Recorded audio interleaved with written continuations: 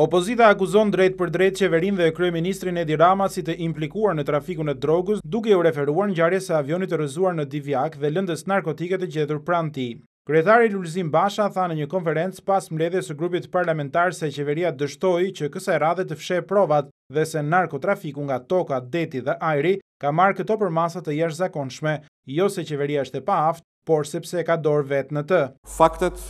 u lidhen në atë mënyrë sa të mos i linin asnjë shteg për të vazhduar lojën e mohimit dhe talljes narkotrafikantëve politik. Avioni i drogës ju ran prehër, droga ju mbeti nder. Heshtën, refuzuan, u tallën me pyetjet tona, me kërkesat tona, me denoncimet tona, u përpoqën siç e kanë zakon, ata që janë dorë brenda, që të na atribonin akuzat pa qena, që nuk i kemi bërë kurrë, me qëllim që të zhurmonin shqetësimin dhe denoncimin ton për trafikun e drogës përmes ajrit, si në narkokartelet më famkeqe të botës. Heshtën, sepse e kanë ditur. Refuzuan, u tallën dhe kërcënuan sepse e kanë ditur, sepse janë brenda, sepse përfitojnë, sepse po bëjnë lek droge, që përmes fuqisë të parave të drogës dhe dhunës, të rrënjosin pushtetin e parave të drogës dhe dhunës, që si tillë vetëm i popullit dhe për popullin s'mund të jetë. Kreu i opozitës tha se mbështetja politike që qeveria i ka dhënë trafikut ndërkombëtar të drogës cënon rënd imazhin e vendit, ndaj dhe ftoi shqiptarët të largojnë me protesta një orë më parë këtë qeveri. Partia Demokratike, opozita, dhe jam i bindur mbar qytetarët dhe opinioni shëndosh publik,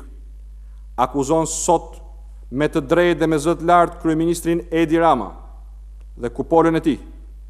për implikim të drejtë për drejtë në fshehjen e skandalit narkotrafikut nga Shqipëria dhe mbështetjet e tij. Për mbështetje politike që i ka dhënë kësaj veprimtarie mafioze për masave të mëdha, që rrezikon bazat e rendit juridik dhe shtetëror dhe njollos rënd imazhin e vendit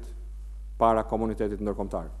Populli shqiptar nuk pranon t'ia dorëzojë sovranitetin dhe qeverisin e tij botës së errët trafikut kombëtar dhe ndërkombëtar të drogës. Partia Demokratike dhe opozita do të udhëheq protestën e pandalshme popullore deri në largimin e Edi Ramës nga kreu i qeverisë. Për këtë arsye, këtë të njëjtë, në ora 10, ftojmë qytetarët shqiptar, burra dhe gra, të rinj dhe të reja, fëmijë dhe të moshuar, të majt, të djathtë dhe pa parti, në një protestë popullore kundër oligarkisë së drogës dhe për të kërkuar me zërin e fuqishëm të bashkimit largimin e qeverisë Rama.